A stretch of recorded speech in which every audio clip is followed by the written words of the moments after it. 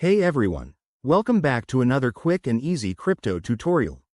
Today, we're diving into how to send USDC from Bitmart to Bitrue in 2025.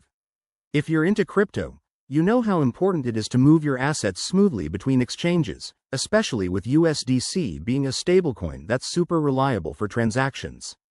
By the end of this video, you'll be able to do this like a pro, saving time and avoiding common pitfalls. Let's jump right in. First things first, make sure your accounts on both Bitmart and Bitrue are fully verified. In 2025, security is tighter than ever, so double-check that two-factor authentication is enabled on both platforms to protect your funds. Start by logging into your Bitmart account. Head over to the Wallet section and select USDC from your asset list. This is where you'll initiate the withdrawal. Next, click on the Withdraw button for USDC. You'll need to enter the recipient's wallet address, that's your Bitrue wallet address. Pro tip: always copy and paste the address directly from Bitrue to avoid any typos, which could send your USDC to the wrong place and make it nearly impossible to recover. Also, pay attention to the network. USDC is typically on the Ethereum blockchain as an ERC20 token, so select that option if it's available.